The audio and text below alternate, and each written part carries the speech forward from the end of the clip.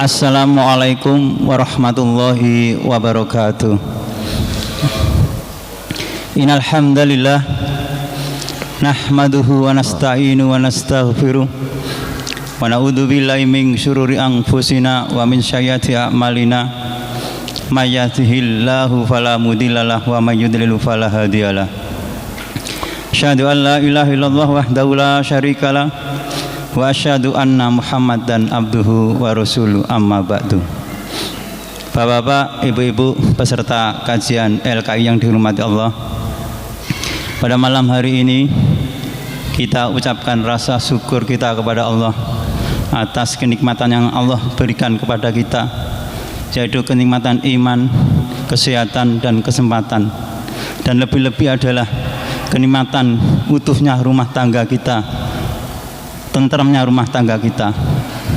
Karena syarat bahagia seorang mukmin adalah dia memiliki istri yang solehah, punya tempat tinggal, ada kendaraan, dan punya tetangga yang baik. Dan semuanya itu tidak menjamin juga tentramnya kita dengan atau lepasnya dari masalah dalam rumah tangga kita. Kadang kita memiliki sedikit masalah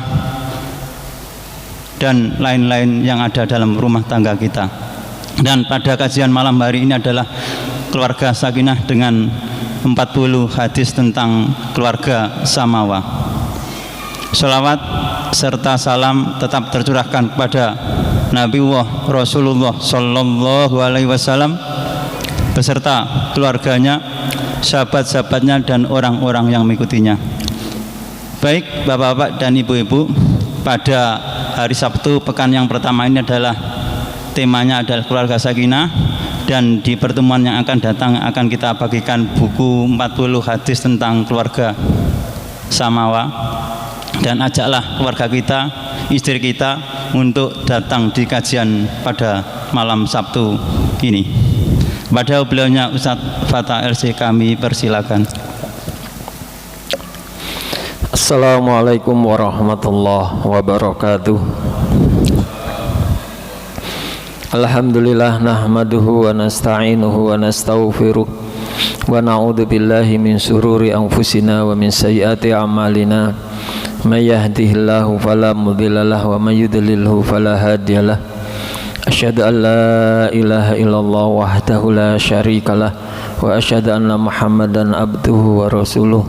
Allahumma salli wa sallim ala nabiyyina wa habibina Muhammadin wa ala alihi wa ashabihi wa man tabi'ahum bi ihsanin ila yaumidin wa ba'd. Hadirin jamaah Masjid Al-Ikhlas rahimani wa rahimakumullah, kita panjatkan puji syukur kehadirat Allah Subhanahu wa taala atas limpahan rahmat nikmat yang Allah karuniakan kepada kita sehingga kita dapat menghadiri kajian pada malam hari ini. Dan kita awali majelis ini dengan basmalah, bismillahirrahmanirrahim. Semoga dengan basmalah itu membawa kepada keberkahan di kajian kita malam hari ini.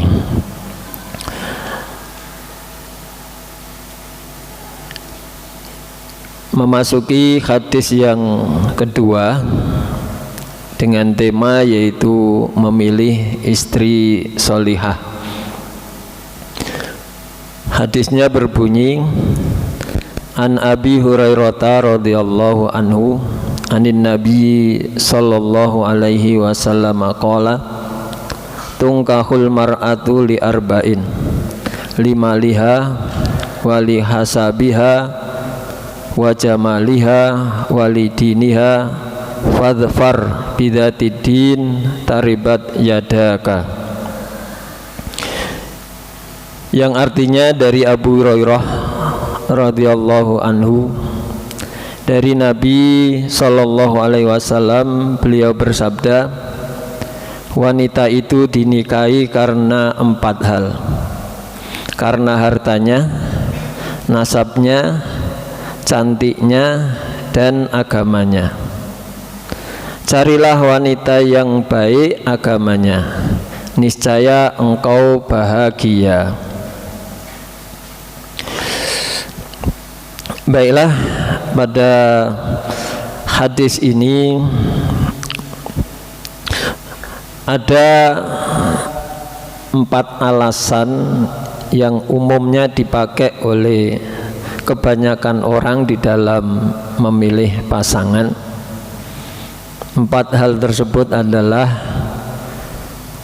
kadang orang menikah atas dasar harta, ada juga yang menikah atas dasar nasabnya, ada juga yang menikah atas dasar kecantikannya, dan juga ada yang menikah atas dasar agamanya.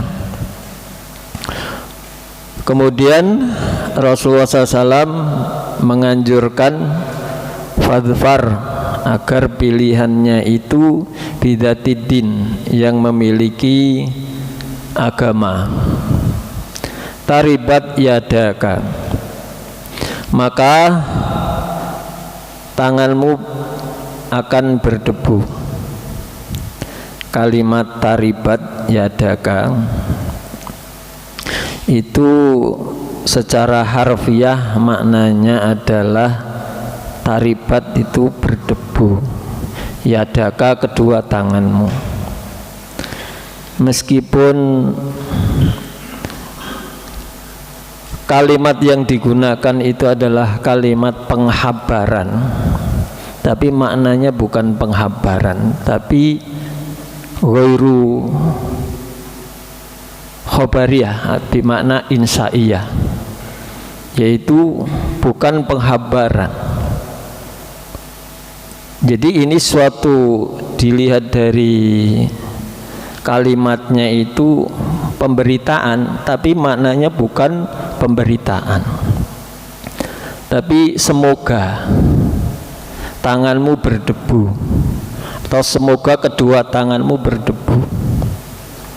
Lah maksudnya semoga tanganmu berdebu, memang ya dalam bahasa Arab itu sering menggunakan istilah jaro bilisanil Arab duna qasidatin hakikotin. Jadi menggunakan bahasa tetapi bukan bermaksud seperti hakikat yang sebenarnya. Maknanya adalah kiasan. Ya. Memang kelihatannya ini negatif. Semoga tanganmu berdebu. Tapi justru maksudnya sebaliknya, yaitu untuk sesuatu yang positif.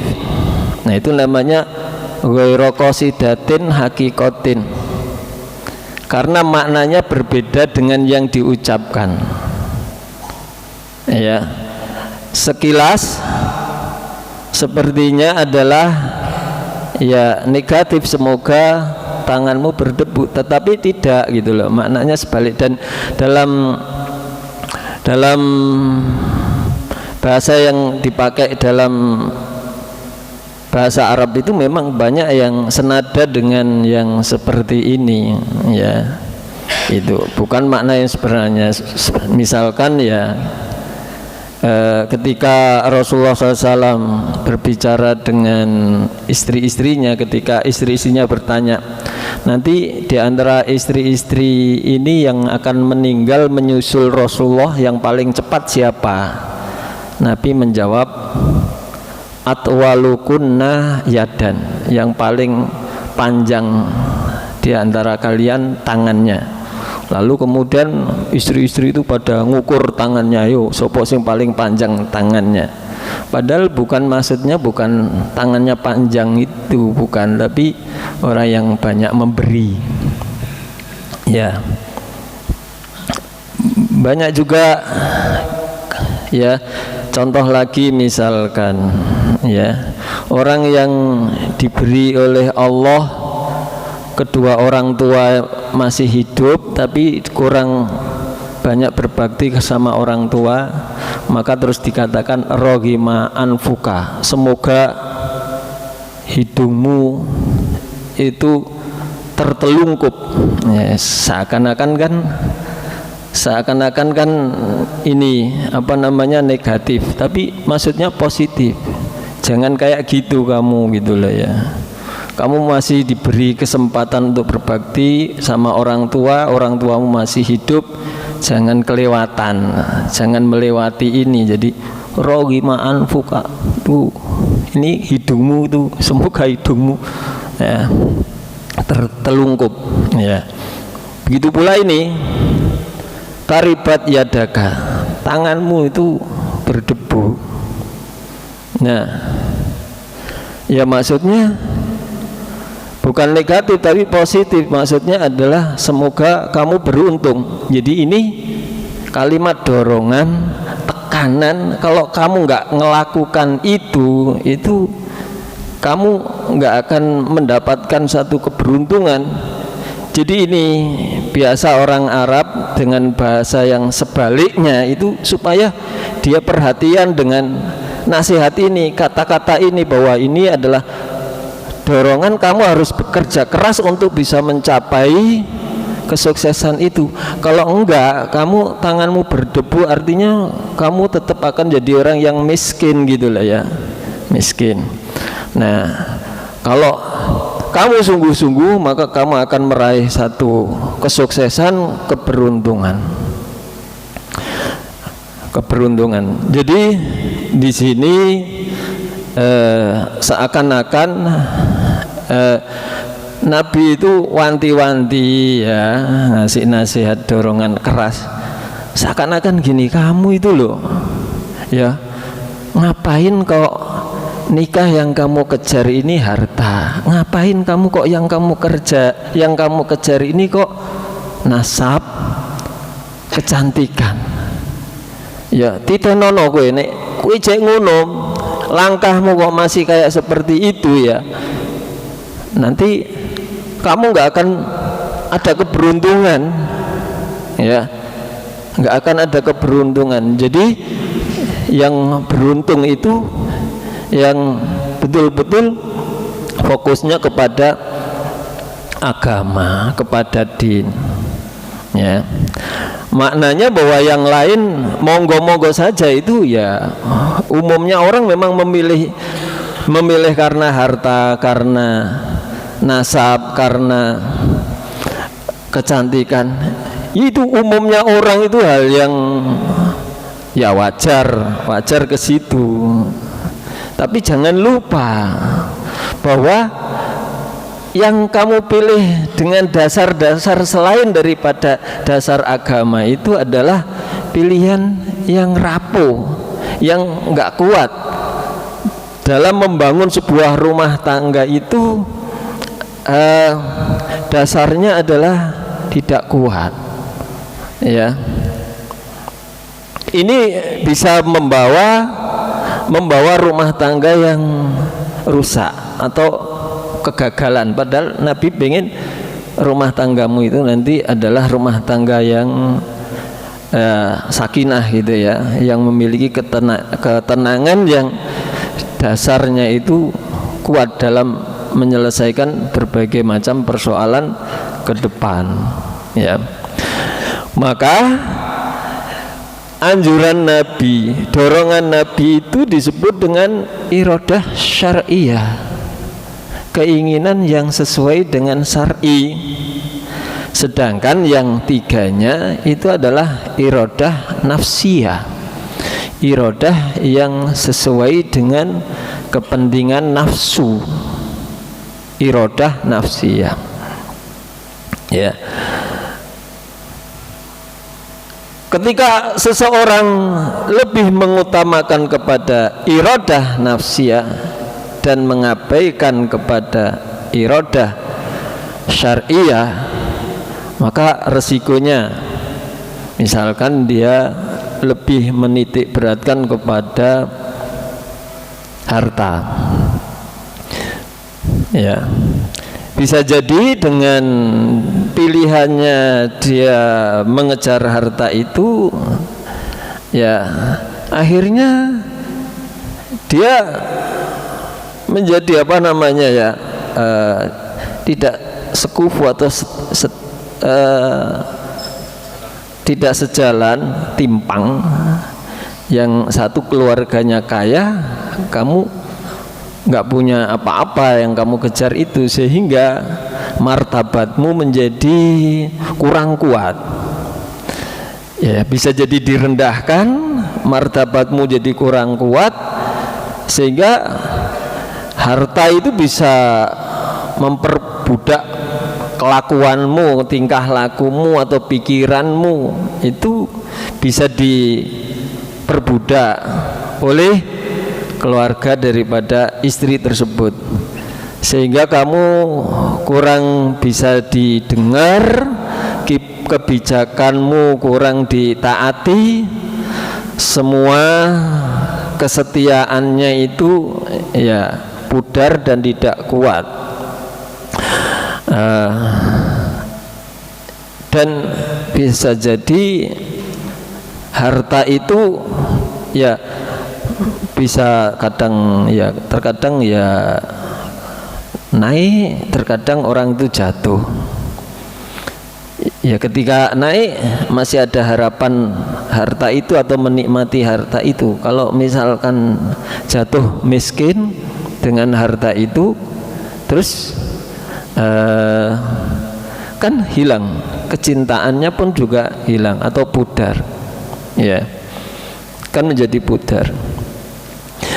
Atau bisa jadi ketika sudah jatuh miskin dan sudah tidak ada harta dari yang dibanggakan dari istrinya itu, bisa jadi dia akan mencari wanita yang lain atau selingkuh.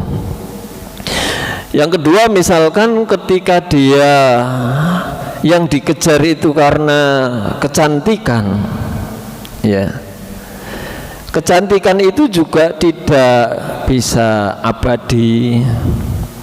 Ya, orang itu makin tua atau makin bertambah umur, ya kecantikannya pun juga berkurang.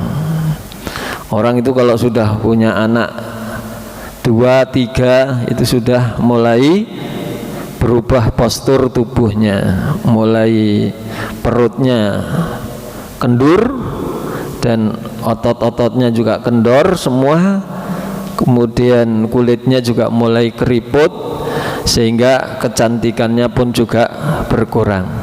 Kalau yang dilihat itu adalah fisiknya, ya fisik itu tidak akan fisik itu tidak akan abadi. Fisik itu akan semakin berkurang, keindahannya pun juga berkurang, kecantikannya berkurang. Kalau landasannya menikah yang dikejar itu adalah kecantikan, maka membangun rumah tangganya juga tidak akan bisa sukses, tidak akan bisa menenangkan hati. Masih ada lagi di kanan kirinya yang lebih cantik, akhirnya juga tergoda oleh kecantikan yang lain. Kemudian istri sudah tidak menarik lagi, kemudian tidak ada yang bisa diharapkan di dalam rumah tangga itu, sehingga rumah tangganya bisa jadi menjadi berantakan karena landasan dan asasnya yang dicari itu yaitu kecantikan. Terus kalau yang dikejar itu adalah karena nasab, ya nasab itu bisa membawa kepada kesombongan, ya. Artinya begini, ketika rumah tangga itu dasarnya itu adalah nasab, dan nasabnya itu adalah terah atau terahnya itu seorang bangsawan atau orang yang terkenal atau apa gitu ya yang terhormat di suatu masyarakat, apa nasab daripada mempertahankan kebenaran. Jadi ini urusan agama, urusan din itu dinomor duakan, tapi lebih mengutamakan daripada keluarga, karena keluarga yang didambakan itu membawa kepada kebanggaan, ya, sehingga bisa menimbulkan fanatik dalam keluarga, yaitu fanatik dengan apa? Orang tua. Jadi kan banyak di dalam Al-Quran itu kan, kenapa mereka itu mengikuti hawa nafsu? Alasannya adalah karena mereka mengikuti kebiasaan atau mengikuti tradisi daripada orang tua. Bal qalu inna wajadna aba'ana ala ummatin wa inna ala atharihim muhtadun. Salah satu contohnya seperti itu, ya, mereka beralasan karena orang tuanya dulu, bapak-bapaknya dulu melakukan ini. Ini ketika orang itu mengejar yang dikejar itu karena nasab, kehormatan, ya. Jadi jangan sampai seseorang itu terjatuh dalam pilihan yang kemudian itu membawa kepada satu resiko yang besar, di mana seseorang tidak bisa istiqomah dalam menjalankan agama, menjalankan din ini, karena yang dikejar itu adalah lebih kepada kehormatan suatu keluarga.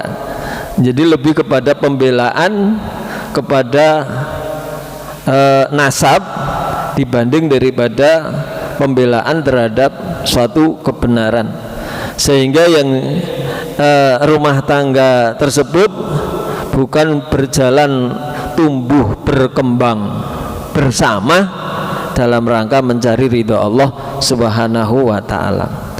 Sedangkan visi dan misi sebuah rumah tangga adalah tumbuh berkembang bersama-sama dalam rangka meraih ridho Allah Subhanahu wa ta'ala. Itu misi dan visi sebuah rumah tangga. Nah, ini bisa terhalang visi dan misi ini manakala yang ia pilih atau yang dia fokuskan dalam memilih istri itu adalah anak sopo mau, yaitu anaknya karena anak seorang terhormat gitu ya, atau anaknya orang yang nasabnya itu bangsawan, atau anaknya orang kaya dan lain sebagainya itu. Nah, oleh karena itu apapun pilihan, tetap yang diutamakan adalah sisi agama, sisi din. Apa manfaatnya ketika seseorang itu memilih din? Ya, pertama, kalau ada persoalan di dalam rumah tangga, maka ia akan kembali kepada apa? Kembali kepada syariat, kembali kepada ketaatan kepada Allah Subhanahu wa ta'ala. Itu ya, jadi sisi itu dia akan mengembalikan segala persoalannya itu kembali kepada aturan Allah Subhanahu wa ta'ala, ya. Jadi ketika ada cekcok dalam rumah tangga, ada perselisihan di antara mereka, kemana mau kembalinya? Akan menyelesaikan semuanya dengan tuntunan aturan agama, sehingga selesai masalahnya ketika dikembalikan kepada agama, ya. Kalau misalkan diuji oleh Allah dengan kemiskinan, kembalinya kemana? kepada agama. Berarti apa yang dituntut sabar dan selalu berdoa. Itu ya. Kalau diuji oleh Allah dengan kekayaan, harta benda yang melimpah, kemana akan kembali? Kepada agama, yaitu apa? Selalu bersyukur kepada Allah dan akan selalu berinfak dan bersedekah, ya. Jadi menyelesaikannya itu sesuai dengan aturan Allah Subhanahu wa ta'ala, ya. Kemudian dari sisi sikap qanaah, karena agamanya baik, dia qanaah, ya, sehingga ia bisa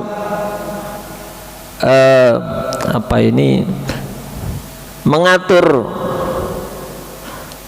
apa yang diberikan oleh suami, itu bisa diatur dengan baik karena dia qanaah, ya. Jadi tidak boros, tapi menjadi istri yang pandai mengatur harta suami, ya. Itu orang yang qanaah. Orang yang kaya itu bukan orang yang banyak hartanya, tapi orang yang kaya itu adalah orang yang kaya hati, yaitu maksudnya adalah orang yang qanaah. Jadi ketika dia diberi oleh Allah Subhanahu wa ta'ala rezeki yang sesuai dengan kadarnya, dengan rezeki yang pas-pasan, dia tetap merasa kaya, dan itu dibutuhkan, diperlukan. Jadi tidak merasa kurang dalam harta bendanya. Berbeda dengan orang yang tidak memiliki dasar agama, diberi banyak akan merasa kurang, ya. Karena itu dia tidak, karena merasa kurang, tidak puas, ya. Penghasilannya setiap hari 500.000 tiap hari, bahkan sampai 1 juta setiap hari, tapi merasa kurang karena kebutuhannya itu banyak, buat ini, buat ini, buat ini, gitu. Dan kebutuhannya masih seputar urusan perut, yaitu urusan dunia, ya. Ya.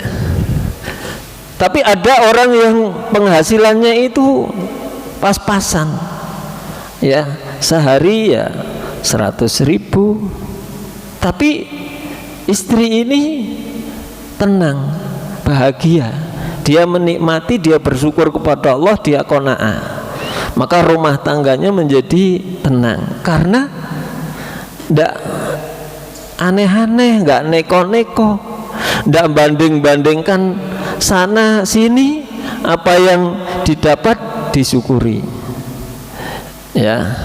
Dan dia selalu merasa bahwa apapun yang diterima adalah bukan dari suami, tapi semuanya itu dari Allah Subhanahu wa ta'ala, ya. Jadi yang menyebabkan kaya itu adalah hati si istri, ya.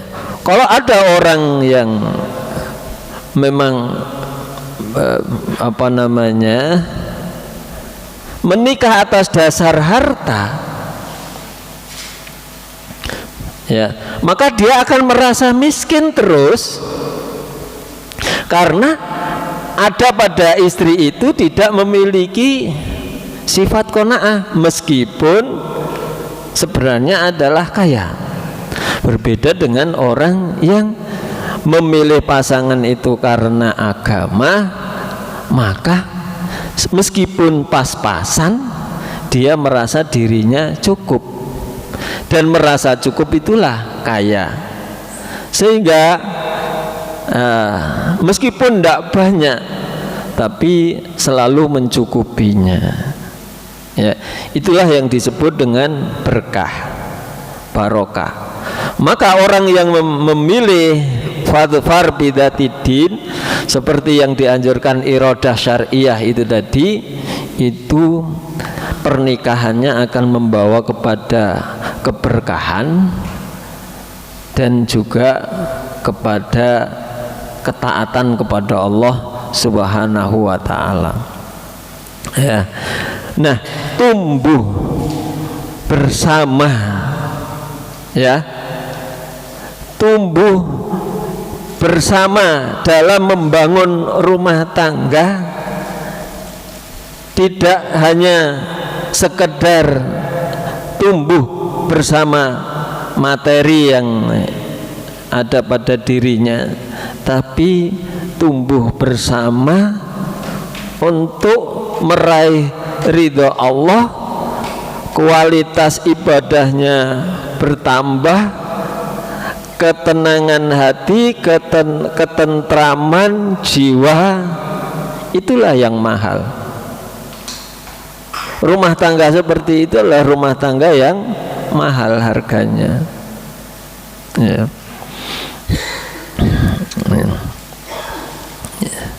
Kenapa? Ya, jiwa tenang, ibadah tenang, tidur juga tenang, ya toh. Selalu merasa bersyukur dengan pemberian suami, ya, semuanya cukup dan bisa menyisihkan hartanya itu untuk infak, masih bisa infak atau sedekah, ya. Kenapa kok dia suka sedekah? Karena ia mengikuti pesan-pesan dari Rasulullah bahwa wanita itu banyak menjadi penghuni neraka disebabkan karena kufur terhadap suaminya. Kemudian Rasulullah SAW memberikan solusi agar bisa selamat dari api neraka, yaitu dengan apa? Tasodakna, hendaklah para wanita itu gemar bersedekah walaupun dengan secuil kurma, bukan sebutir kurma tapi bisyakir minat tamr, yaitu hanya secuil saja. Meskipun hanya secuil, kalau dia gemar bersedekah itu bisa membentengi dari jilatan api neraka. Ya, makanya untuk wanita di rumah kalau ada kotak-kotak infak itu baik sekali, bagus sekali, ya, dari masjid, dari lembaga-lembaga pendidikan, ya. Kalau ada kotak-kotak di rumah itu bisa meningkatkan kualitas keimanan kita dan ketakwaan kita kepada Allah Subhanahu wa ta'ala. Dengan sedekah setiap hari hanya 1.000, 2.000, kalau itu dilakukan secara rutin, ya, meskipun 1.000, kalau 1 bulan bisa 30.000, kalau 2.000 bisa 1 bulan itu 60.000. Nah, cuma menyisihkan 2.000 itu tak terasa akhirnya menjadi banyak dan bisa bersedekah, ya. Nah, itu bisa apa? Bisa meningkatkan keimanan dan ketakwaan kita kepada Allah, sekaligus juga membentengi dari api neraka.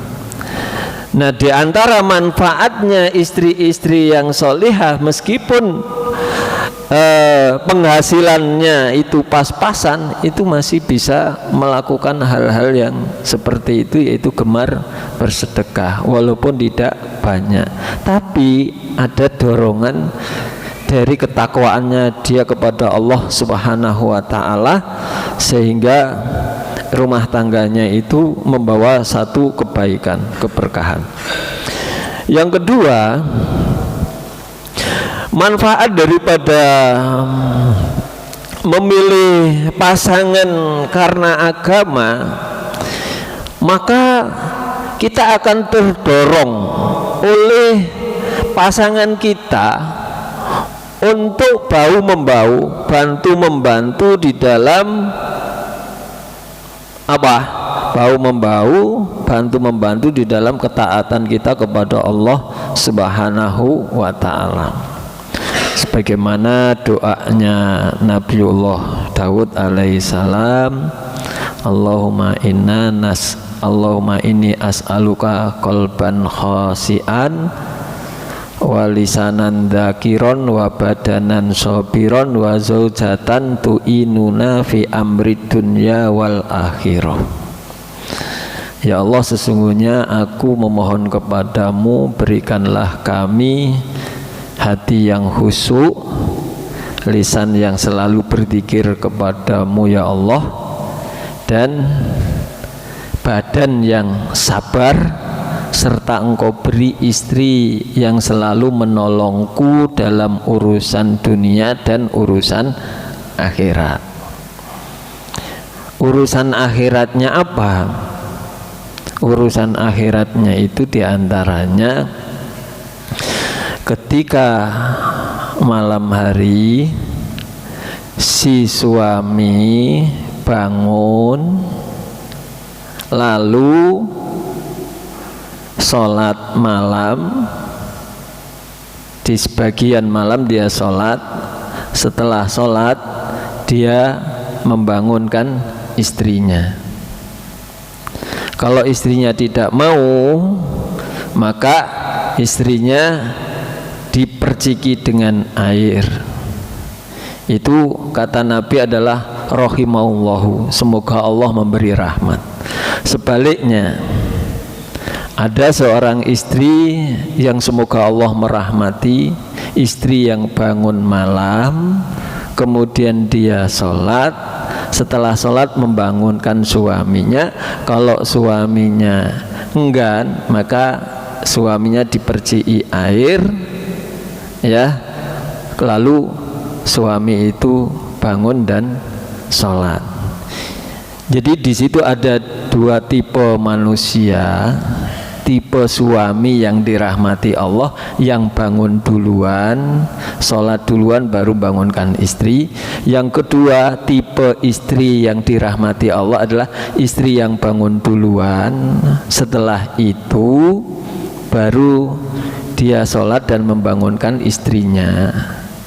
Nah, jenengan termasuk tipe yang mana? Apakah tipe yang rahimallahu rajulan tadi, semoga Allah merahmati suami yang bangun duluan, atau jenengan termasuk di keluarga itu yang rahimallahu imro'atan, semoga Allah merahmati seorang istri yang bangun duluan, setelah itu dia sholat baru bangunkan kita, atau yang mana jenengan?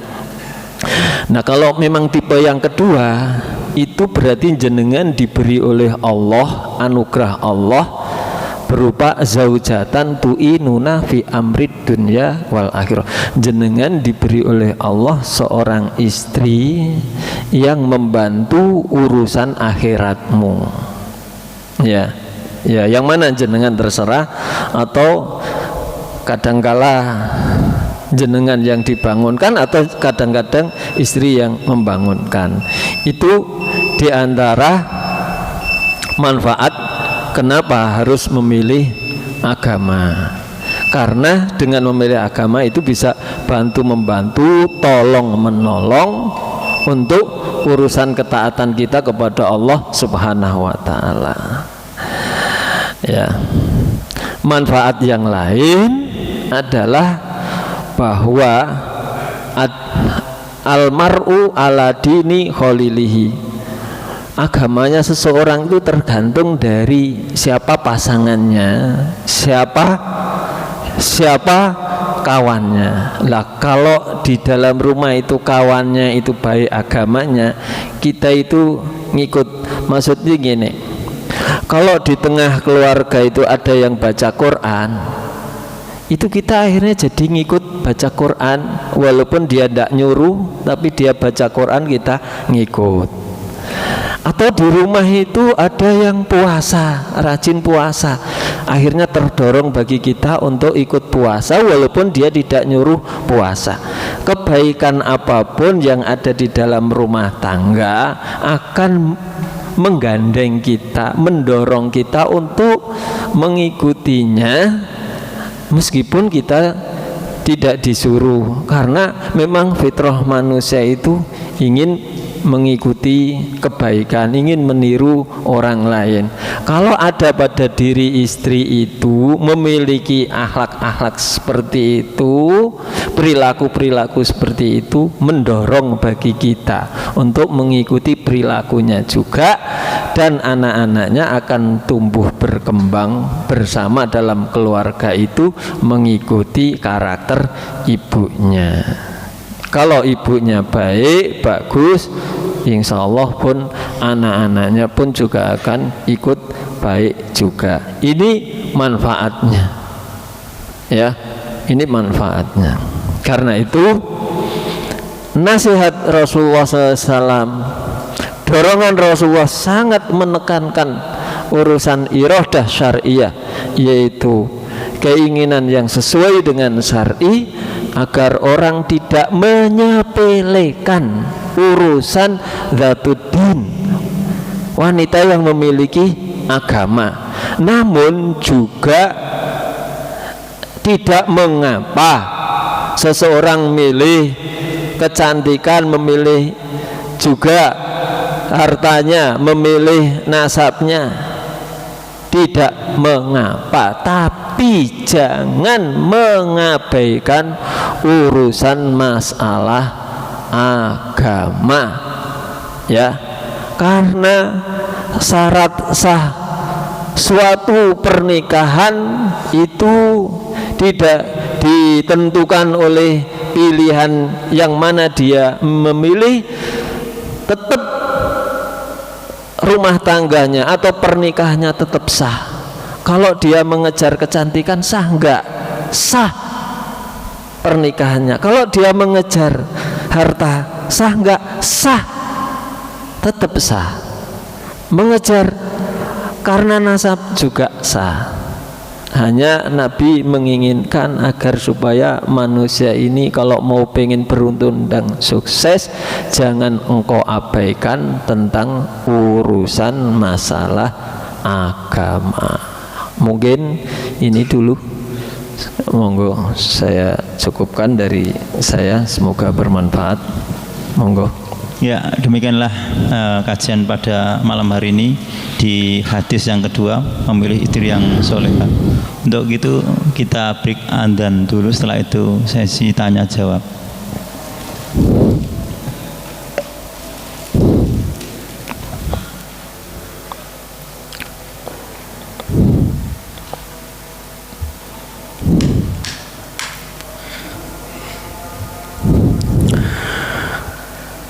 Allahu Akbar,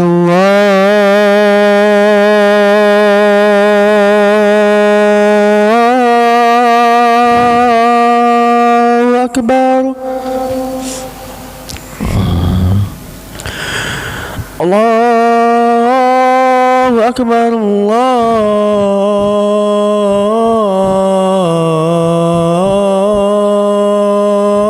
Allahu Akbar. Asyhadu an la ilaha illallah.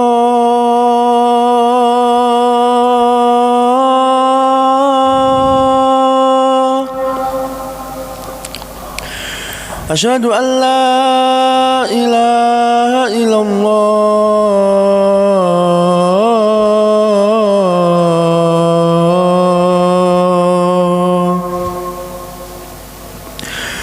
Asyhadu anna Muhammadar Rasulullah.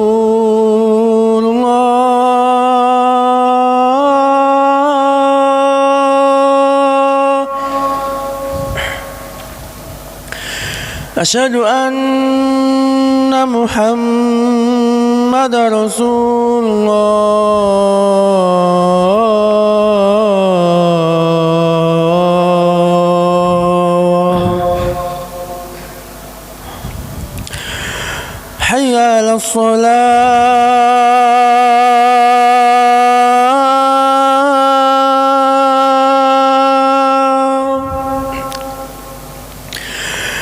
حي على الصلاة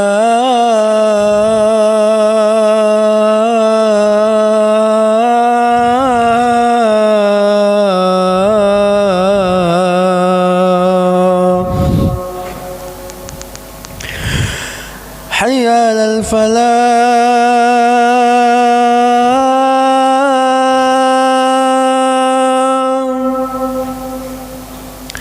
حي على الفلاح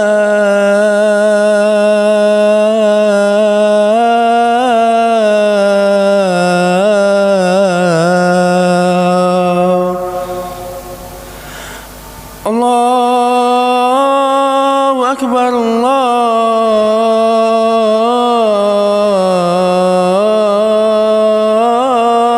أكبر لا إله إلا الله.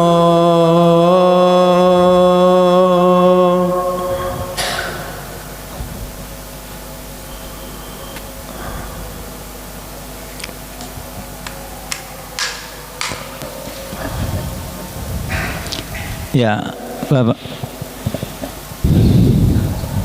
Ya, Bapak-bapak, Ibu-ibu, monggo kami buka sesi tanya jawab.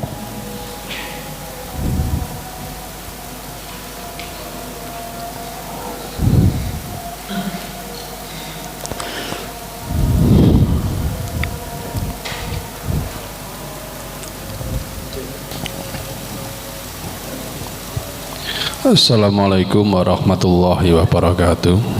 Waalaikumsalam. Izin bertanya, Ustaz, berkenaan dengan hadis ini, yaitu seorang laki-laki yang diingatkan oleh Rasulullah tentang cara memilih atau kategori memilih wanita solehah. Kenapa Rasulullah kok tidak malah mengingatkan kepada para wanita untuk memilih laki-laki yang soleh? Karena kalau wanita disuruh memilih laki-laki yang soleh, itu karena nanti ketika seorang wanita itu sudah berumah tangga, itu kan menjadi makmum bagi seorang suami. Kalau seorang laki-laki walaupun memilih wanita yang kurang baik umpamanya, itu kan masih bisa diatur karena yang menjadi imam adalah seorang laki-laki. Demikian Ustaz, terima kasih. Assalamualaikum. Ya. Sudah ya. Ya. Jadi seorang wanita juga dianjurkan, atau seorang wali ya, dianjurkan untuk memilih pasangan laki-laki itu yang soleh, karena memang betul-betul Islam itu sangat menjunjung tinggi dan menghargai kesolehan, ketakwaan. Bahkan sebaik-baik manusia itu adalah yang paling takwa di antara kalian, ya. Sehingga para sahabat yang enggak ganteng, yang hitam seperti Bilal bin Rabah itu terangkat, dan Julaibib itu juga yang jelek wajahnya, yang pendek itu terangkat karena ketakwaan, dan Rasulullah sendiri yang memilihkan istri yang seperti itu ya. Jadi ya baik wali maupun laki-laki ya. Jadi kalau misalkan ada orang laki-laki piye wong wis kadung milihnya itu ya iso diatur ya. Ya iso diatur kan prediksimu ya. Jangan sampai kita ini seolah-olah mampu gitu lah ya, jangan ya. Kecuali rak sengojo itu dulu belum punya ilmu nih, nggak ngerti, terus baru hijrah lagi ngaji. Nah itu berarti apa? Ya yang harus kita lakukan adalah apa? Memperbaiki kesolehan istri. Namanya apa? Islahu zauja, ya, islahu zauja. Nah, jadi tidak pakai spekulasi, kan wong laki-laki ku kan berkuasa, bisa mengatur. Pada kenyataannya enggak bisa. Malah laki-laki itu nganut mbek wong wedok, kebulet mbek perempuan. Itu banyak hakikatnya, malah jadinya malah keblinger ya, gitu ya.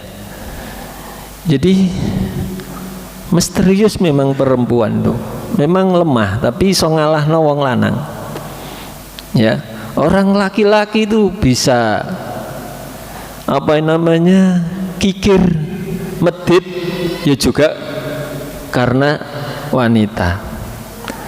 Laki-laki bisa beringas kasar juga karena pengaruh dari wanita istrinya. Ya, ada yang laki-laki yang sabar, ya juga pengaruh juga dari istrinya. Memang istri itu membawa pengaruh baik dan buruknya. Karena itu ikuti saja nasihat daripada Rasulullah SAW, kita maksimalkan. Dene kok dalam perjalanannya karena baru hijrah ya, jadi nggak tahu ya, maka tidak ada kata terlambat. Kesolehan itu masih bisa diraih dengan cara apa? Mempelajari din, mempelajari agama, dan hijrah kepada kebaikan yang dulu jahiliyah. Mari kembali kepada apa namanya, hijrah kepada Islam. Insya Allah kita akan menjadi tenang kembali dan tahu tujuan hidup. Akhirnya rumah tangganya ini akhirnya bisa visinya itu sesuai dengan yang diridhai oleh Allah. Insya Allah. Yeah. Ada lagi Bapak-bapak? Kalau tidak ada kami cukupkan. Marilah kita cukupkan kajian pada malam hari dengan bacaan hamdalah dan doa kafaratul majelis. Alhamdulillahirabbil alamin. Subhanakallahumma wa bihamdik, asyhadu an la ilaha illa anta, astaghfiruka wa atubu ilaik. Assalamualaikum warahmatullahi wabarakatuh.